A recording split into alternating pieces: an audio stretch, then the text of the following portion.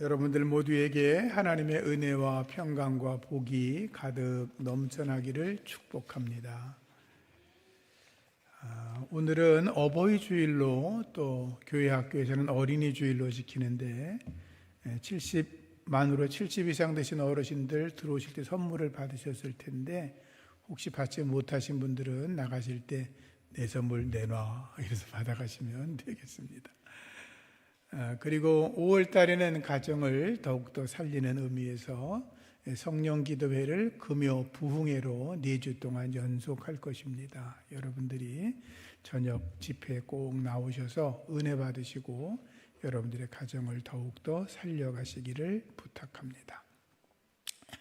6.25 전쟁이 발발하기 몇 달 전부터 부인과 자녀들을 다 남쪽으로 내려보내고 혼자 교회를 남아 지키고 있던 평양의 산정형 교회 유계준 장로님이 계십니다. 그를 끝까지 지켰던 5째 아들에게 유계준 장로님은 천국에서 만나자라고 말을 하면서 너도 남쪽으로 내려가라고 등을 떠밀어 보냈습니다. 5째 아들 유기진은 아버지와 기약 없는 이별을 하게 되었고 떨어지지 않는 발걸음을 남쪽으로 옮겼습니다. 그 후에 유계준 장로님은 공산당들이 찾아와서 평양의 산정형 교회를 가만히 공장으로 쓸 것이니 내놓으라 라고 하는 말을 끝까지 거부했습니다. 성도들의 헌금으로 드려진 예배당을 공산당의 가만히 공장으로 사용하게 할 수 없다라고 믿음을 지키다가 순교하였습니다.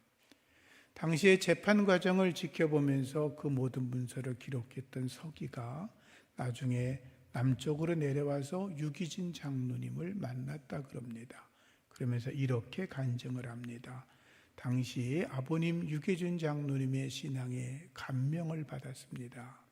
그리고 유계준 장로님이 믿는 예수님을 내가 믿고 싶어서 월남했고 제가 그리스도인이 되었다라고 그렇게 고백을 하셨다고 합니다.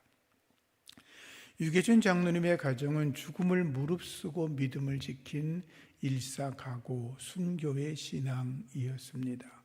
그의 부인 윤덕준 권사님이 계셨는데 두 분 사이에 남자 6명 그리고 여자 2명, 옛날에는 10명 이상 낳는 거 기본이었으니까 8명의 자녀를 낳았는데 그들이 다 하나님의 나라와 조국을 위해서 귀하게 쓰임을 받았습니다.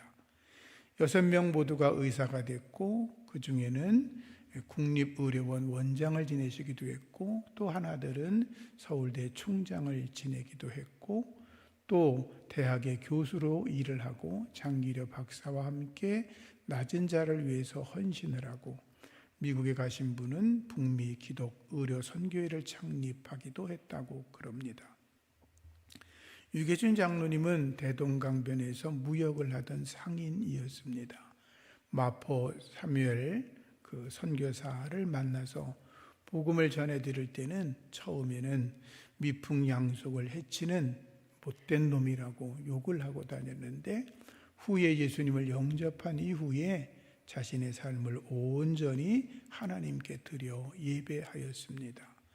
토요일 저녁이면 주일을 준비하기 위해서 늘 목욕을 했고 주일 예배를 온전하게 드리고 주일에는 가게 문을 닫고 철저하게 하나님을 섬겼고 뿐만 아니라 11조도 온전히 드리면서 8남매를 길렀다고 그럽니다.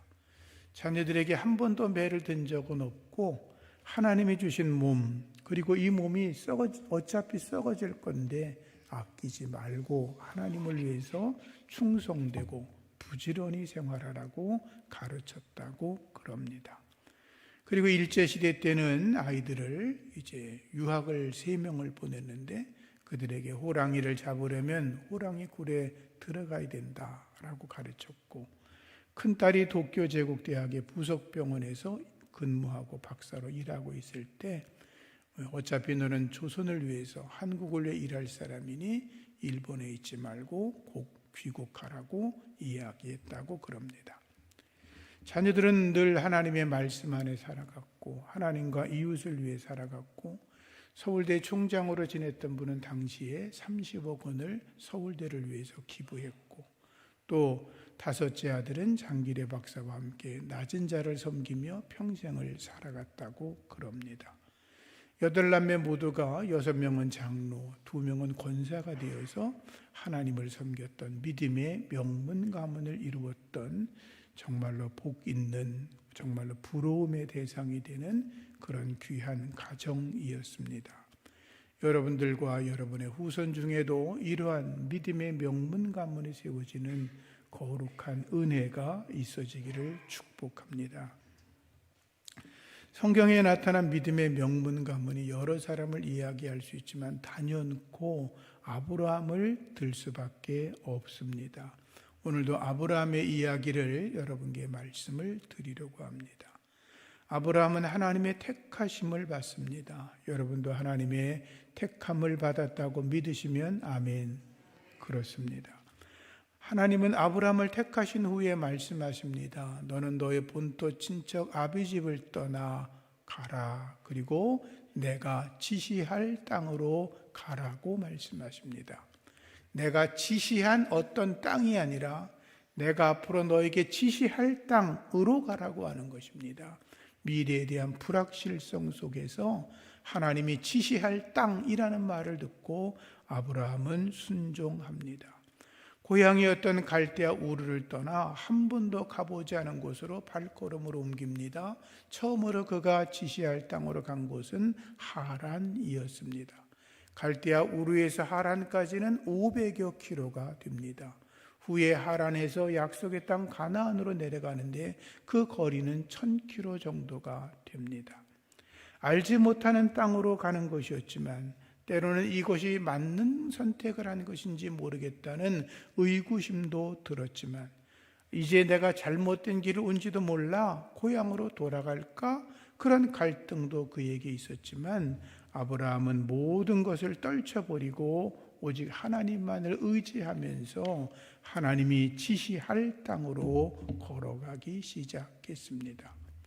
여호수아 24장 2절의 말씀에 보면 옛적에 너희 조상들 곧 아브라함의 아버지 나홀의 아버지 데라가 강 저쪽에 거주하여 다른 신들을 섬겼다라는 말씀이 나오는데 아브라함의 아버지 데라는 다른 신 우상을 섬겼고 아마 아버지를 따라서 아브라함도 우상을 섬기고 있었을 것입니다. 그러나 그가 하나님의 택함을 받은 후에 하나님의 부르심을 받은 후에 뒤돌아서지 아니하고 오직 하나님만을 향하여 믿음의 길을 걸었던 것입니다.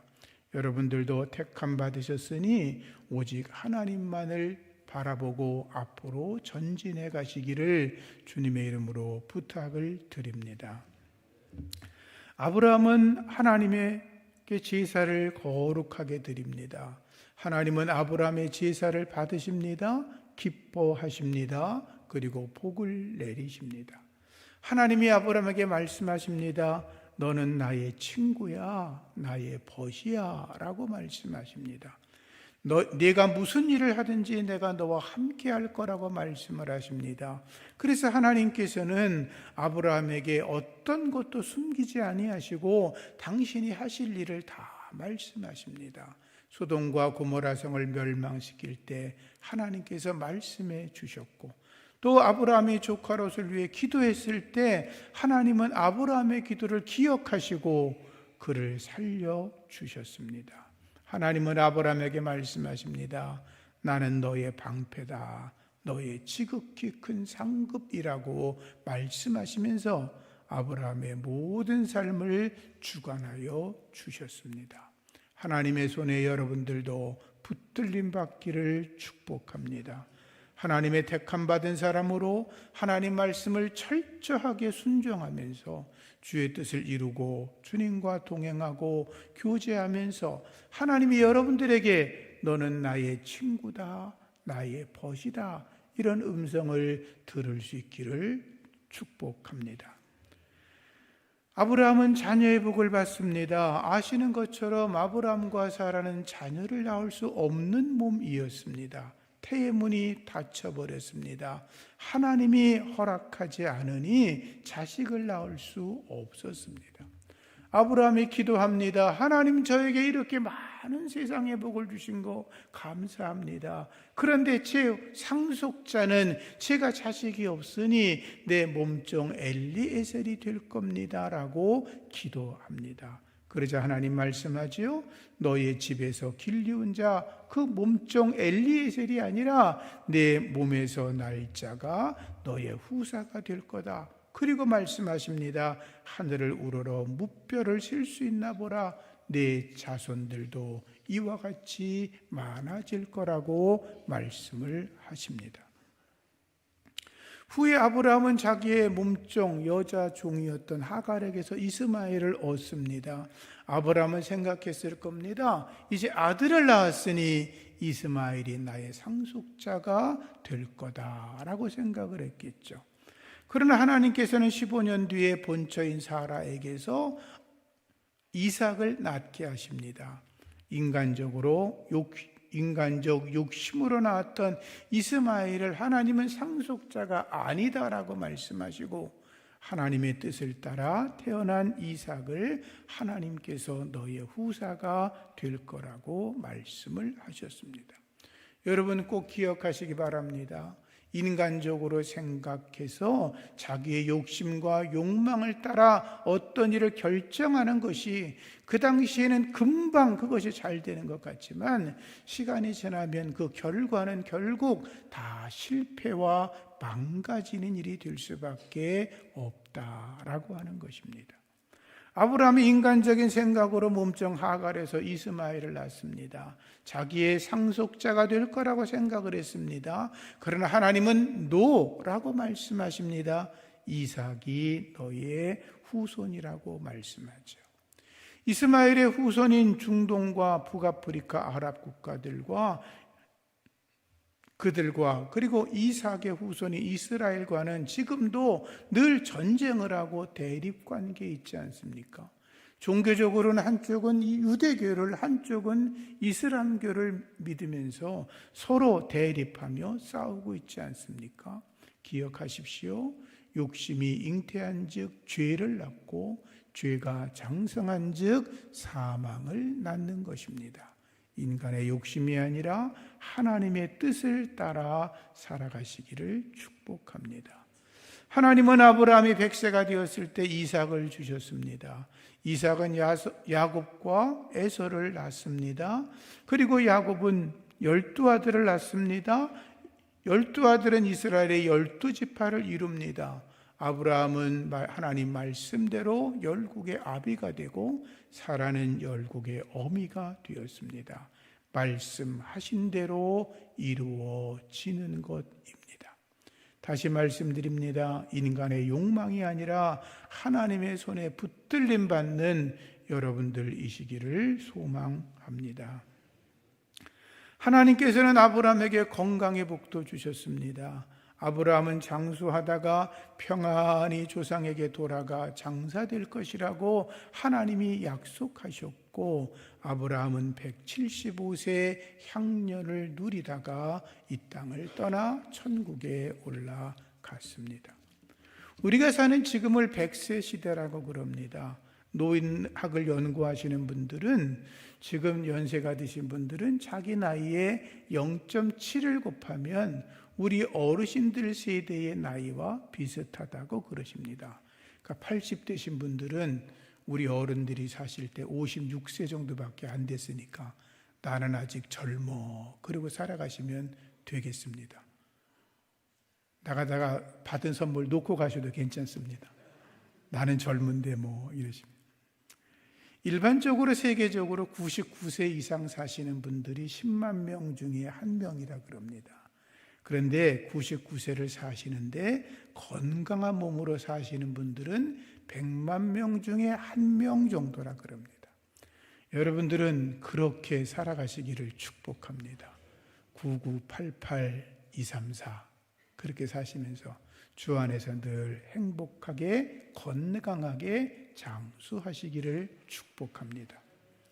아브라함은 물질의 복도 받았습니다. 아브라함이 얼마나 많은 복된 사람이었는지는 자세한 기록이 없으니까 모르지만 그의 집에 318명의 가신을 두고 있었다라고 성경은 말합니다. 아브라함은 조카 롯이 북부 연합군에 붙잡혀 갔을 때 집에서 훈련시킨 가신 318명을 데리고 북쪽으로 쫓아 올라가서 롯과 그의 가족과 거기 빼앗겼던 모든 물건들 그리고 사람들을 전부 다 데리고 내려왔습니다.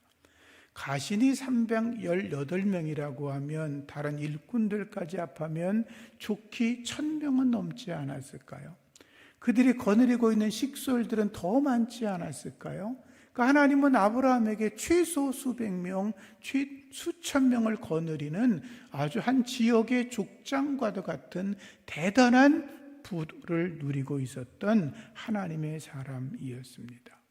성경을 읽다 보면 아브라함의 아들 이삭도 거부가 되었다고 기록되어 있고 야곱도 거부가 되었다고 했고 요셉은 애굽의 총리로 있었으니까 물질은 물론이고 세상의 정치와 권력과 명예를 한 몸에 가지고 있던 복된 사람이었습니다.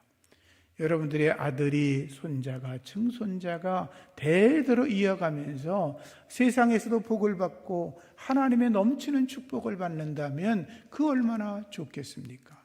그런 복이 여러분의 가정에 임하기를 축복합니다. 그런데 아브라함이 그런 복을 받았다면 이유가 있지 않겠습니까? 첫 번째는 아브라함은 순종의 사람이었습니다. 여러분, 순종을 잘 하시면 복을 받습니다. 하나님께서는 아브라함에게 명하실 때마다 아브라함은 아멘 하며 순종합니다. 토를 달지 않습니다. 내 본토 친척 아비 집을 떠나라, 내가 지시할 땅으로 가라 라고 말씀했을 때 아브라함이 어디를 지시할지 내가 어떻게 합니까? 길을 떠났는데 어디라고 말씀하셔야 가지 않겠습니까? 그 땅이 어딘지 제가 알아야 되지 않습니까? 목적지를 알고 방향을 알고 가는 게 정상 아닙니까? 하나님께 이렇게 말할 수도 있죠. 하나님 최소한 지도를 주셔야죠. 아니 약도라도 그려주셔야 제가 갈 것 아닙니까? 그렇게 토를 달아 말하지 않습니다. 그저 고백합니다. 주님의 뜻이라면 순종하겠습니다. 길을 걸어가다가 어딘지 모를 때도 있었을 겁니다. 사람들에게 물어도 확실하지 않았을 때도 있었을 겁니다. 그럴 때마다 아브라함은 엎드려 기도하면서 하나님이 그때마다 지시하는 땅으로 가는 것입니다. 여러분, 우리의 인생길이 앞으로 어떻게 될지 아시는 분? 아멘. 아무도 모릅니다. 그죠? 내일 어떤 일이 날지 모릅니다. 5년 뒤에, 10년 뒤에, 아니 나는 그렇고 내 자식들이 앞으로 어떻게 살아갈지를 우린 알 수가 없습니다. 그래서 우리가 하나님의 뜻을 묻는 것입니다. 하나님, 오늘도 우리가 주님의 뜻을 따르기를 원합니다. 하나님이 지시할 땅이 어딘지 알려주시면, 우리가 가야 될 방향이 어딘지 알려주시면 하나님의 뜻을 따라 나아가겠습니다. 말씀하시면 순종하시고, 순종하면 하나님께서 모든 것이 합력하여 선을 이룰 줄로 믿습니다. 하나님의 뜻을 따라 나아가는 것입니다. 아브라함 이야기 중에서 가장 드라마틱하고 은혜되는 말씀이 이삭을 하나님께 드리는 거죠. 어느 날 하나님께서 아들 이삭을 바치라고 말씀하십니다. 성경 전체를 보면 하나님은 사람을 제물로 받으신 적이 단 한 번도 없습니다. 그런데 하나님께서 아브라함에게 내 아들 이삭을 바치라고 하니 얼마나 깜짝 놀랐겠습니까? 사람을 바치는 건 우상을 섬기는 자들이 하던 행위였습니다. 하나님은 그렇게 하지 않으셨거든요. 그런데 아브라함이 하나님께, 하나님 언제는 아들을 주시더니 이젠 데려갑니까? 따져 묻지 않습니다. 그런데 아브라함이 이 말씀에 아멘 하고 나서 이른 아침 일어나 아들을 깨웁니다. 아들과 그리고 사환 2명과 나귀를 끌고 갑니다. 그런데 놀라운 것은 하나님께서 아들을 바치라 라고 말씀하셨을 때 질문, 자기 아내 사라와 상의했다 1번, 2번 상의 안 했다 3번 나는 성경은 도통 모른다 4번 아마도 조은권 목사님에게 물어봤을 거다. 몇 번? 네, 아내와 상의하지 않습니다. 만약에 아브라함이 자기 아내와 상의했다면 이 사라가 뒤집어졌을 겁니다. 뭐 하는 짓이냐고, 어떻게 내가 이렇게 힘들게 얻은 아들을 뺏어갈 수 있냐고, 그 몸종 하갈이 낳은 이스마엘 때문에 내가 속상해서 15년을 고생했는데 아니 이제 내 아들 이삭을 하나님께 바친다고 아마 난리가 났을 겁니다. 아마 그랬을 겁니다. 야, 하나님을 택하든지 나를 택하든지 둘 중에 하나 하라고 그러지 않았겠어요? 여러분, 때로는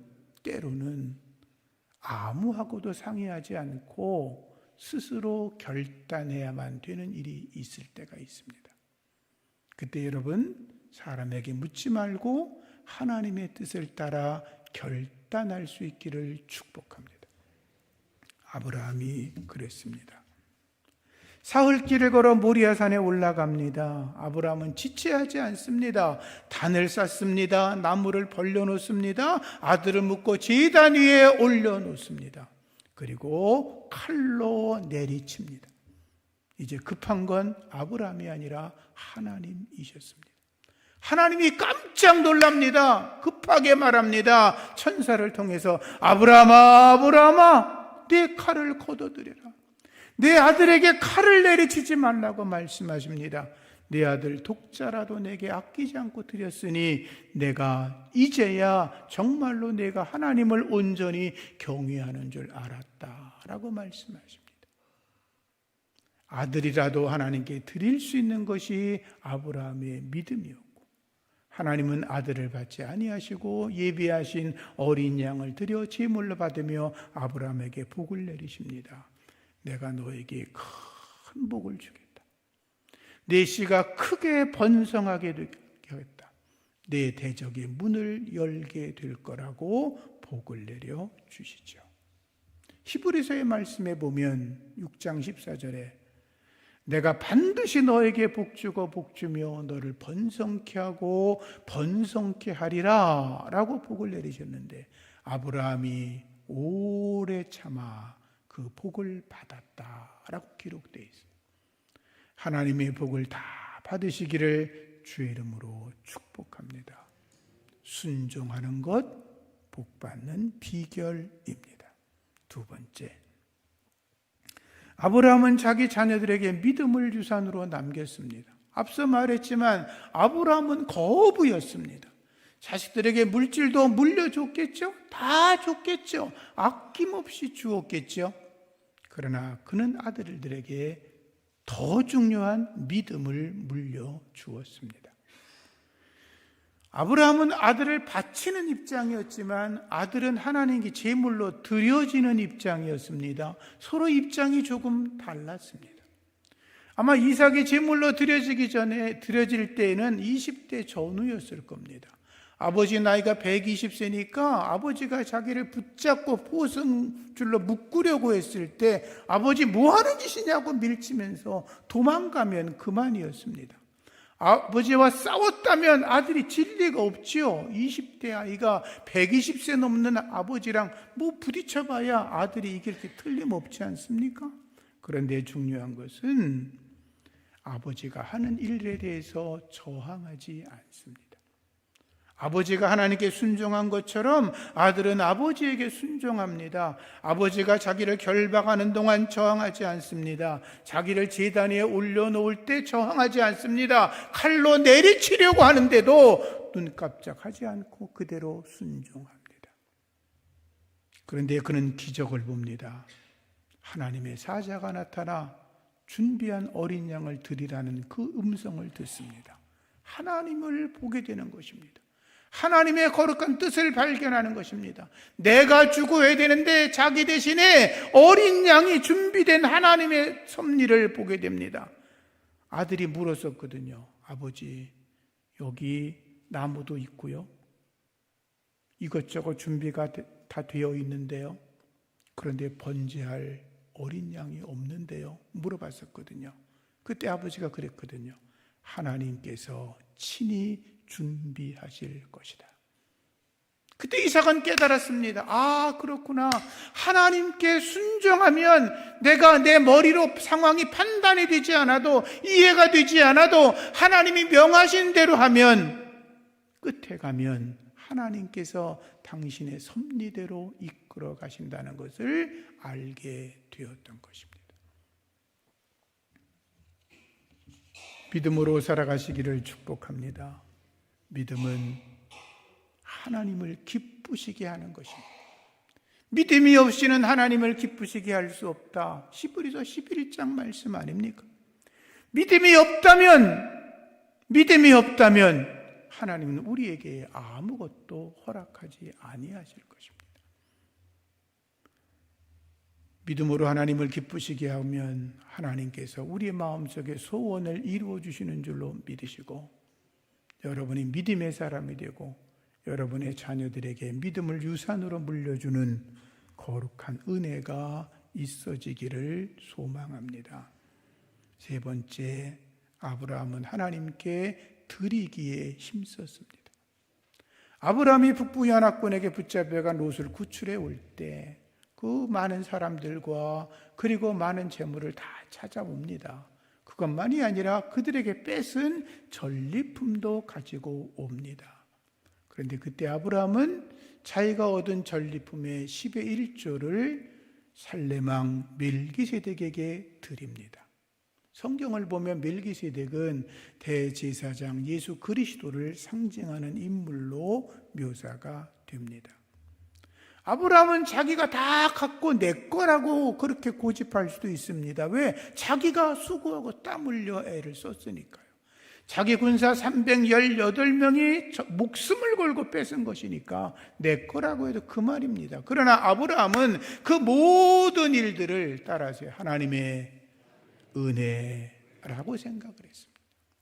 하나님이 자기를 택하신 것도 하나님의 은혜이고, 하란을 거쳐 약속의 땅까지 내려온 것도 하나님의 은혜이고, 그냥 호를 단신으로 내려왔지만 하나님이 이렇게 번성하게 하신 것도 하나님의 은혜이고, 롯과 그의 가족과 모든 사람을 구출해낸 것도 하나님의 은혜이니 하나님 앞에 10의 1조를 드리는 것은 당연하다고 생각을 했습니다. 11조 규정은 레위기에 나오는데 11조 규정이 만들어지기 이전에 하나님의 사람이었던 아브라함은 모든 것이 하나님께로부터 온 것입니다 고백하며 열의 하나를 멜기세덱에게 드렸던 것입니다. 창세기 15장에 보면 하나님께서 아브라함에게 소와 염소와 양과 그리고 비둘기를 잡아 드리라고 말씀합니다. 소를 잡아 제사를 드린다는 거 쉬운 일 아닙니다. 소는 지금도 굉장히 비싼 짐승입니다. 저나 우리 여기 연세가 많으신 분들은 어릴 때 소고기 구경하는 것은 명절 때 한번 구경할까 말까 하는 것이었고, 저희들이 커가면서도 소고기가 지나간 국을 뭐라 그래요? 우이도강탕이라 그랬어요. 고기는 보이지도 않아. 근데 기름만 몇 개 떠 있으면 우이도강탕 한 번, 1년에 한두 번 먹으면 행복한 줄로 알고 살았어요. 그죠? 소는 쉽게 드릴 수 있는 짐승이 아니었습니다. 레위기에도 보면 속죄 제사를 드릴 때 대제사장이나 또는 이스라엘 온 회중의 죄를 속죄할 때 드리는 것이 소였습니다. 소. 그렇게 대단한 권세를 가졌던 족장들도 자기들의 죄를 속감받을 때 수염소를 드렸고, 이스라엘 백성들 전체 평민들을 위해서 할 때는 암염소나 어린 암양을 드릴 정도였습니다. 소를 드린다는 건 대단한 부자이거나 아니면 믿음이 대단하거나 둘 중에 하나였는데, 아브라함은 대단한 믿음의 사람이기도 했고 대단한 부자이기도 했던 것입니다. 하나님께 드리기를 아끼지 않았던 아브라함, 하나님은 그에게 복을 내려 주셨던 것이죠. 마지막으로 아브라함은 베푸는 사람이었습니다. 여러분, 주변 사람들에게 나누어 주고 베풀어 줄 수 있기를 주의 이름으로 부탁을 드립니다. 하나님이 복을 주실 것입니다. 아브라함에게 많은 사람들이 모여듭니다. 318명의 군사들도 그렇게 만들어진 겁니다. 아브라함은 늘 베풀어주고 나눠주고 아낌없이 주니까 그 사람들이 아브라함에게 가면 다른 사람들처럼 노예로 버림당하는 것이 아니라 인간적으로 인격적으로 존중을 받고 그에게 가면 먹을 것이 있고 충성할 마음이 생기고 그러니까 아브라함에게 몰려들었던 것입니다. 아브라함은 덕망과 인격이 높은 사람이었습니다. 아브라함은 조카 롯이 나중에 재산 분쟁권이 있을 때 아브라함이 말하죠. 내가 좌하면 내가 우하고 내가 우하면 내가 좌하겠어. 뭐든지 내가 먼저 선택하라고 말합니다. 여러분 아시는 것처럼 롯이 누굽니까?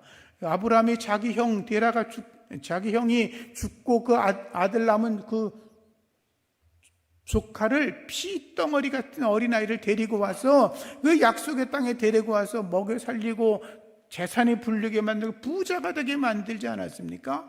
그러면 조카가 그렇게 말했을 때 이놈 내가 은혜도 몰라? 이렇게 말할 수 있는데 아낌없이 내줍니다. 그리고 헤브론 땅으로 들어가 하나님만을 온전히 섬기며 살아갑니다. 하나님이 그에게 더 큰 복을 내려주시죠. 하루는 아브라함이 마므레 상수리 나무 숲을 근처에 사람 셋이 지나가는 걸 보았습니다. 멀리서 보았는데 그들이 귀하다고 여겨졌는지 달려갑니다. 그리고 부탁합니다. 제발 저희 집에 저희 장막의 텐트에 들어오셔서 쉬었다 가십시오. 충분히 쉬십시오. 마음껏 먹고 마시고 그리고 쉬다가 즐겁게 지내다가 가시라고 이야기합니다. 유목민들은 서로가 이렇게 돕는 문화가 있습니다. 나그네가 지나가면 물을 대접하고 음식을 대접하고 주무시게 하고 이건 기본적인 게 맞는데 그래도 그들을 모셔드려다가 모시는 행동이 좀 다릅니다. 성경을 보면 사람 셋이 서 있는데 그들을 모시고 들어옵니다. 살진 송아지를 잡습니다. 살진 송아지는 요리 중에서 최고의 맛있는 요리가 살진 송아지라고 그럽니다. 그런데 나그네에게 그것만 대접한 게 아니라 떡을 만들어냅니다. 버터와 우유를 만들어 대접합니다. 여러분 사람 3명 대접하는데 소고기 한 근만 뚝 떼서 대접해도 최고 대접입니다. 그렇지 않습니까? 먹던 빵이라도 꺼내다가 그들에게 대접하면 그것으로도 최고입니다. 물 가져다가 대접하고서 쉬고 가시라고 하면 그것으로도 최고의 대접인데 아브라함은 그들이 귀한 하나님의 사람인 걸 알고 살진 송아지를 잡고 버터와 우유를 다시 만들어내고 빵을 다시 만들어내면서 최고의 대접을 합니다. 하나님이 그것을 기억하십니다. 그래서 성경에 뭐라 그래요? 부지 중에 천사를 대접했다 라고 되어 있잖아요. 사도 바울이 로마의 감옥에 갇혔습니다. 바울이 로마 감옥에 갇혀 있을 때 바울을 가장 애틋하게 생각했던 교회가 빌립보 교회였습니다. 빌립보 교회는 사도 바울이 유럽으로 가서 제일 먼저 개척한 교회잖아요. 그러니까 그들이 가장 애틋하게 여겨서 에바브로디도라는 사람을 통해서 바울에 필요한 물건을 보냅니다. 뭐 옷도 보냈을 테고 필요한 성경도 구해서 보냈을 테고 먹을 것도 보내고 그랬겠죠. 또 돈도 좀 보냈겠죠. 근데 빌립보서 4장 19절 이하를 보면 바울이 그들을 향하여 이렇게 축복합니다. 너희들이 내게 준 것을 내가 받았어. 너무나 고마워. 그 내가 풍족하게 됐어. 그 다음 말씀을 보면 이렇게 말합니다. 이것은 너희들이 내게 준 것은 하나님이 받으실 만한 향기로운 예물이라 그럽니다. 받기는 누가 받았어요? 바울이 받았어요. 그런데 하나님이 받으실 만한 향기로운 예물이라고 말합니다. 이어서 말하기를 이것은 나를 기쁘게 됐지만 하나님을 기쁘시게 한 거다라고 말합니다. 그리고 축복합니다. 하나님께서 그리스도 예수 안에서 영광 가운데 풍성한 대로 너희의 모든 쓸 것을 채우시기를 원한다 라고 축복하죠. 여러분 하나님의 사자들, 목회자들을 잘 섬기고 대접하면 하나님께서 때를 따라 은혜를 주실 줄로 믿습니다. 아브라함이 믿음의 명문 가문을 지어갑니다. 여러분들도 아브라함처럼 순종하시고 믿음의 유산을 자녀들에게 물려주고 하나님께 드리기를 힘쓰고 하나님의 사람들을 넉넉하게 섬기며 살아가는 은혜가 있기를 주의 이름으로 축복합니다.